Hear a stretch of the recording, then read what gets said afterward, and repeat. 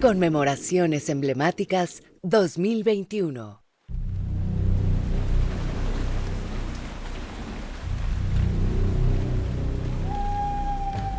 Tenochtitlan era una floreciente metrópoli a la llegada de los españoles. Moctezuma II controlaba a muchos pueblos a lo largo de un extenso territorio. Con los tributos que estos grupos entregaban periódicamente y controlando una amplia red comercial, la ciudad se enriqueció y atrajo a gran cantidad de gente. El esplendor de la ciudad mexica se sostenía por alianzas y conflictos con otros pueblos, quienes jugaron un papel determinante en su conformación política y militar. Muchos piensan que Tenochtitlan dominó como jamás se había visto a toda Mesoamérica. Pero, ¿qué tan cierto es esto?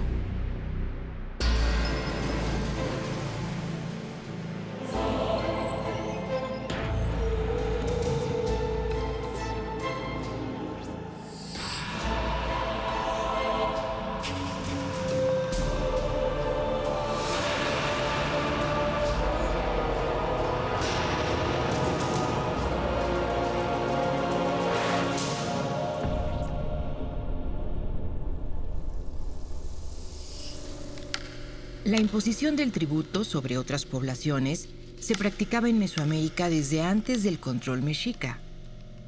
En muchos casos, los gobernantes organizaban alianzas entre dos o más naciones, estilo que habría de continuar con la triple alianza de Tenochtitlan, Texcoco y Tlacopan.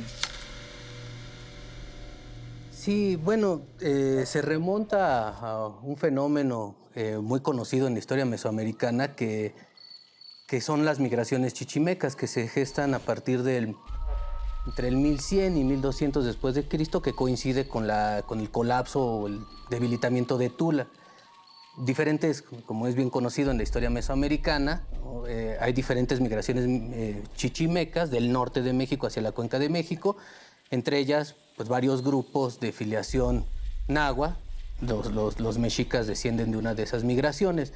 Pero cuando los mexicas llegan a la cuenca de México aproximadamente al 1200, más o menos 1200 después de Cristo, la cuenca de México estaba gobernada por diferentes entidades políticas, donde destaca la figura principalmente de los tepanecas de Azcapotzalco, ¿no? Que junto con las ciudades de Culhuacán, de Jaltocan y de Xochimilco, conformaban una especie de alianza territorial. De hecho, ellos mismos en algún momento expulsan a los mexicas de su asentamiento en Chapultepec y posteriormente se instalan los mismos grupos mexicas en la región de Texcoco.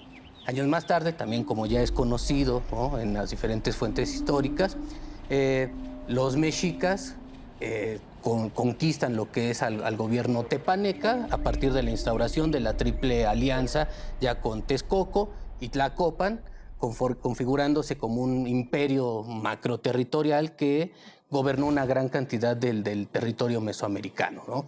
Pero lo que es interesante para para el arribo de los mexicas a la Cuenca de México es que toda esta tribu digamos, estos grupos de chichimecas, ¿no? Mal llamados bárbaros, ¿no? Que vienen del norte de Mesoamérica, tenían un arraigo muy militarista y eso se puede rastrear precisamente con la otra entidad política anterior a los mexicas, que es precisamente el caso de Tula, ¿no?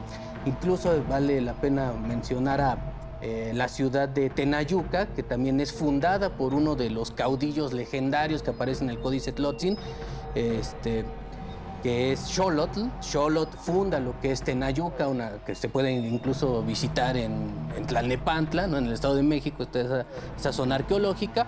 Xolotl funda lo que es Tenayuca, posteriormente se va a Texcoco, pero lo que es interesante es que en Tenayuca se instauran los templos dobles, el templo dedicado a Tlaloc, un templo dedicado hacia la guerra, y que es algo que va a tener verificativo con el templo mayor.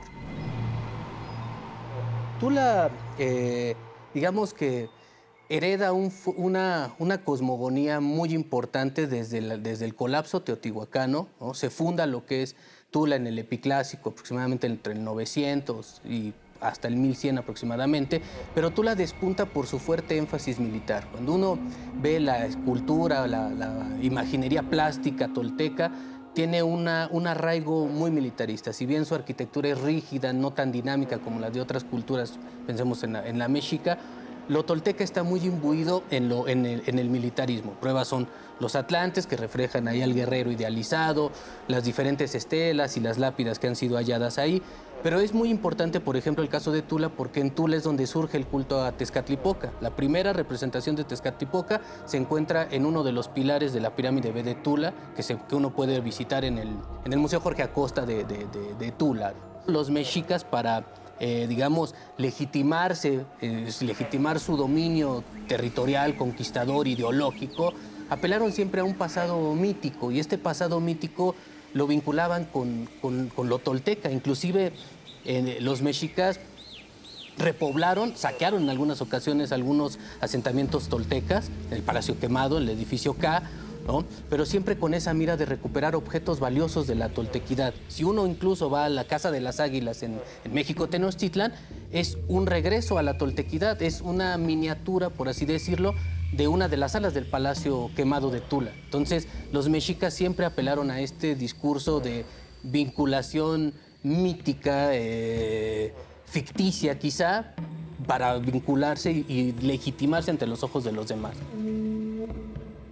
Bueno, o sea, en la larga duración mesoamericana, o sea, podemos hablar de 3 grandes ciudades, ¿no? O sea, ciudades como tal. O sea, la primera es la famosa urbe, la ciudad de los dioses, Teotihuacán, ¿no? Una ciudad multiétnica, majestuosa, un estado prístino, uno de los pocos estados prístinos en el mundo, ¿no? Una gran ciudad, la tolana arquetípica. Posteriormente es Tula. Tula, aunque no lo crean, en las fuentes es mencionada como una ciudad maravillosa, aunque la arqueología no lo demuestra como tal, pero era uno de los grandes núcleos multiétnicos, compitió con Teotihuacán, obviamente con menos tiempo. Y la última gran ciudad, o la última Tolán terrenal, es México Tenochtitlan.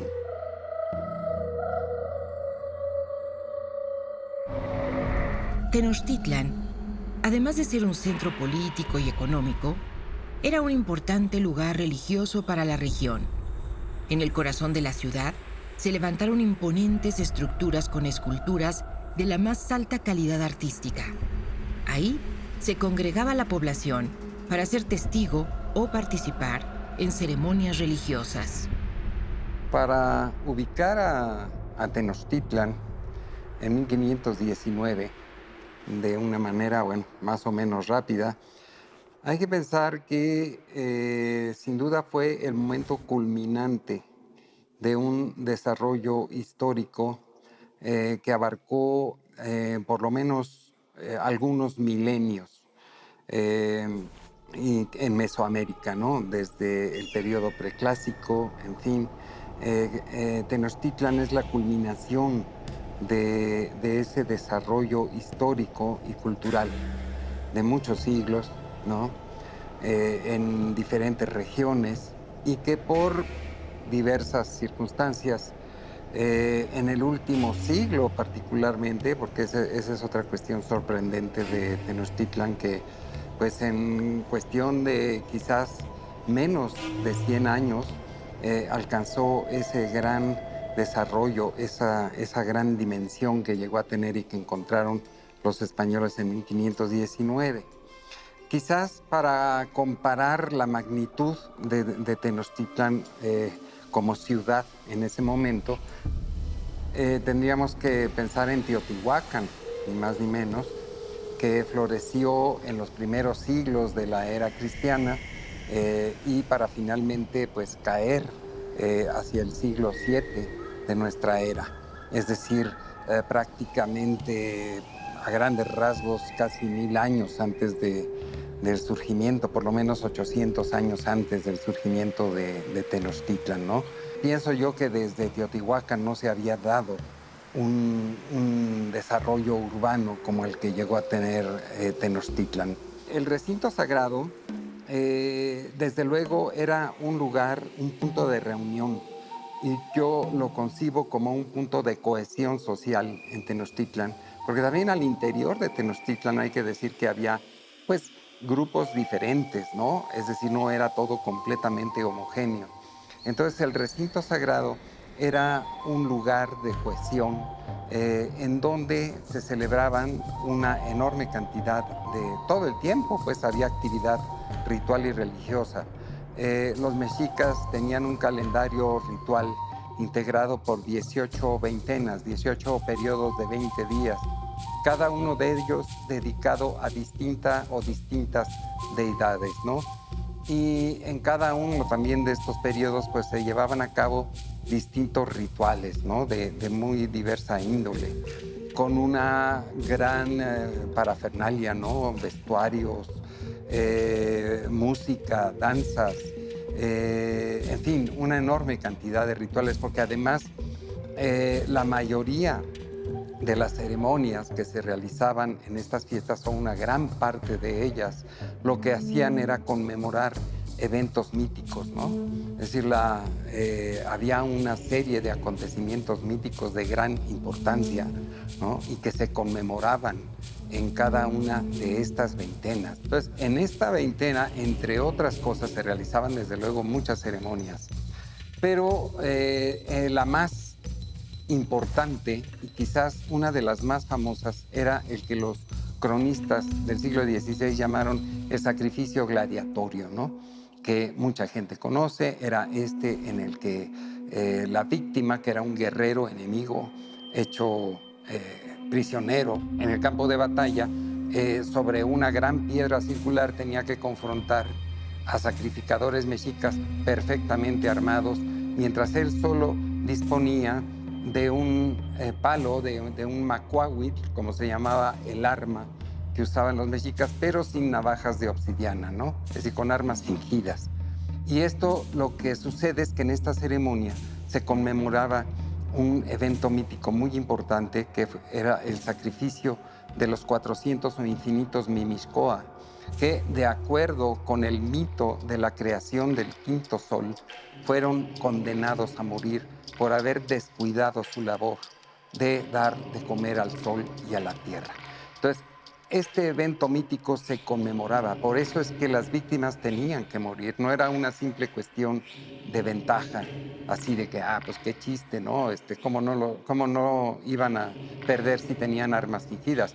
Lo que pasa es que se estaba cumpliendo una partitura mítica y ellos tenían que morir de acuerdo con esa partitura. Gracias al creciente poder militar y el control de las rutas de comercio, a Tenochtitlan llegaban objetos de enorme valor como plumas de aves, pigmentos, piedras preciosas o conchas marinas. Estos objetos servían principalmente para consumo de la élite y también eran utilizados durante las ceremonias religiosas como parte de las ofrendas a sus dioses a cambio de obtener el favor divino.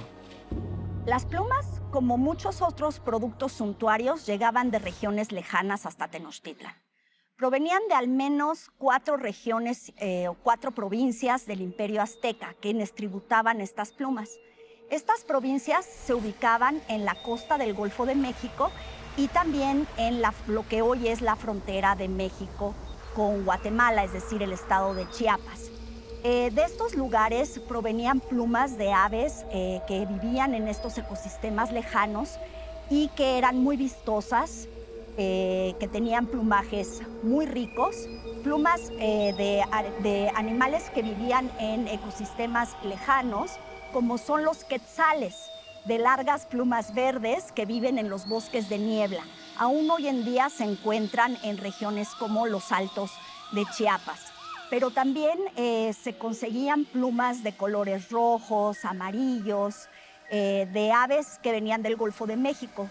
Hoy sabemos que conseguían plumas como el ibis espátula rosada, que tiene unas plumas de color rosa vivo, con las de las alas de color rojo, que eran muy preciadas. Estas venían precisamente de la región del Golfo de México. Entonces, hay que pensar lo complejo que es manejar las plumas hoy en día. Hay que imaginarse en el momento, en el siglo XVI, siglo XV, lo complicado que sería transportar desde miles de kilómetros estas plumas, que además había que conseguirlas teniendo todo el cuidado posible.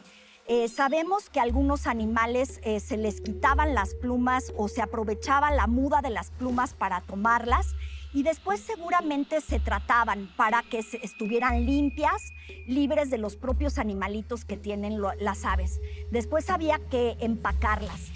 Y en el mercado de Tlatelolco probablemente se utilizaban o se vendían o se intercambiaban plumas que provenían no del tributo, sino del intercambio de larga distancia, de este comercio que hacían estos señores llamados postecas, que viajaban largos trayectos para tener varias actividades y, entre otras, traer a Tenochtitlan para el uso del palacio estos objetos suntuarios que tanto se requerían.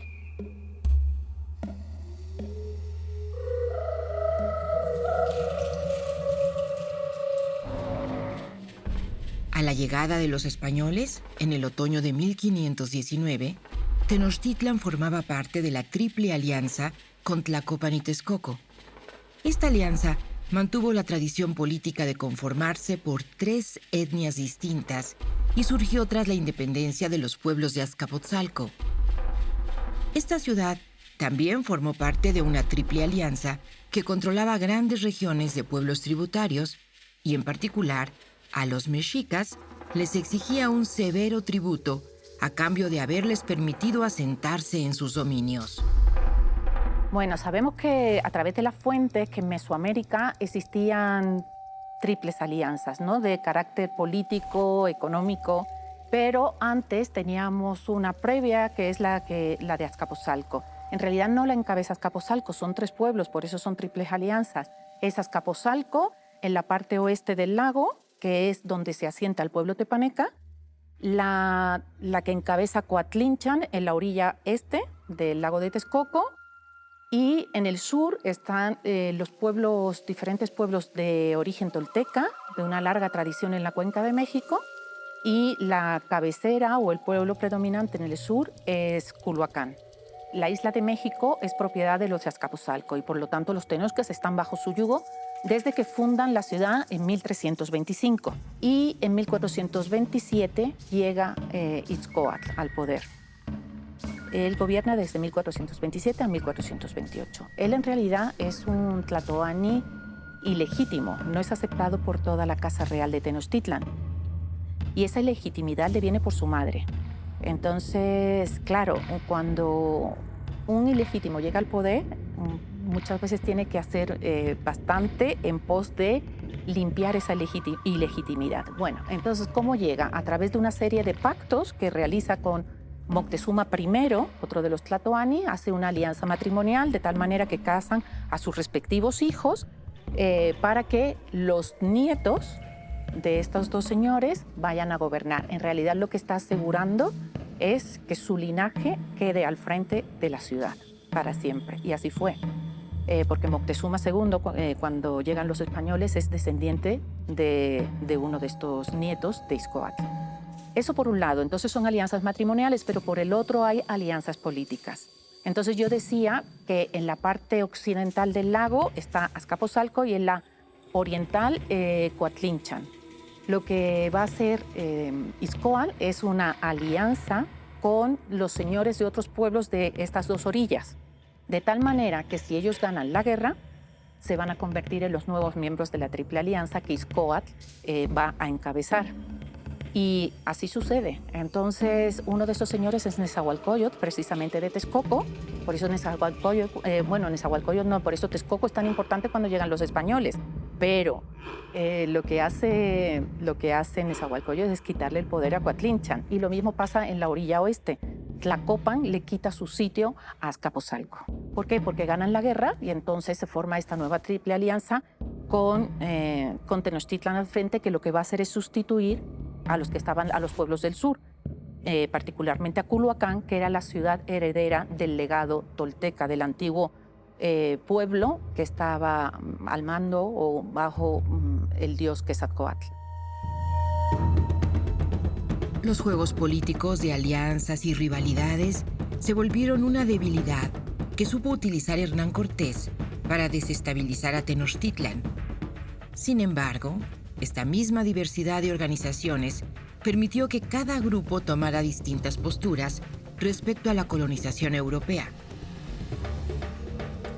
Mesoamérica, antes de la conquista, era un mosaico de múltiples culturas, sociedades, diferentes niveles de organización económica, política, un mosaico lingüístico muy importante, y eso se refleja, por supuesto, durante y después de la conquista. Tenochtitlan encabezaba una institución hegemónica expansiva, conocida como Xcatl-Tlahtoloyan o Triple Alianza. Entonces muchos pueblos se movieron en relación justamente con los vínculos que tenían preestablecidos con esa Triple Alianza. ¿Qué es lo que va a pasar en el momento de la conquista? Algunos grupos van a aprovechar, como Tlaxcala, como Zempoala, pues para cobrar las cuentas pendientes. Otros van a esperar el momento propicio para decidirse a actuar, como puede ser el caso de Xochimilco, como puede ser el caso de Chalco. Algunos más van a estar a la expectativa para ver si derrotan a sus rivales, que es el caso justamente de los purépechas de Michoacán, que sería un caso muy emblemático porque además es otro gran estado hegemónico expansivo, era la otra gran potencia militar de Mesoamérica después de la Triple Alianza, era sin duda los tarascos. Tenochtitlan han tenido un conflicto bélico enorme, larguísimo con ellos, entonces dudan mucho qué hacer. Mandan embajadores, mandan gente para que les informe qué puede suceder, pero cuando ya tratan de hacer algo, establecer ya con más claridad el asunto, Tenochtitlan ya está sitiada, ya no tiene posibilidades de vencer, es finalmente derrotada, entonces los tarascos van a tener dos opciones. Van a jugar, por una parte, con hacer un enfrentamiento militar, pero por otro lado, sí está la conciencia y la experiencia de que han destruido la ciudad más poderosa de Mesoamérica. Tienen esa claridad, ha sido destruida, entonces las posibilidades de que ellos puedan realmente defenderse con éxito durante mucho tiempo de los nuevos gentes que vienen aquí y la alianza que ya tienen con Tlaxcala, lo ven muy complicado, entonces van a decidir tratar de negociar.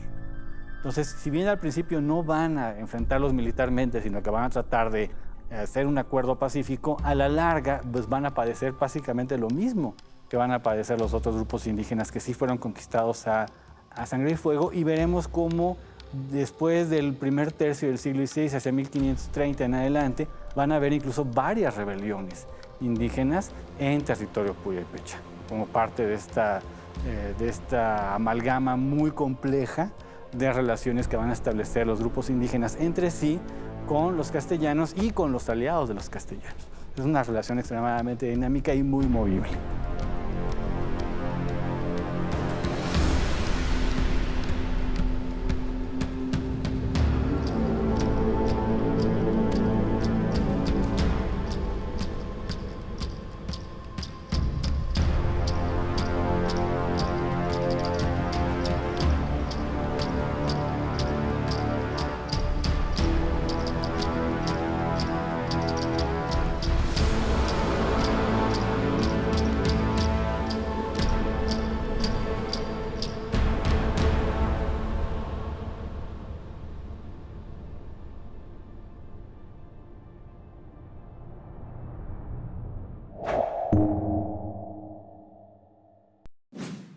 Gobierno de México.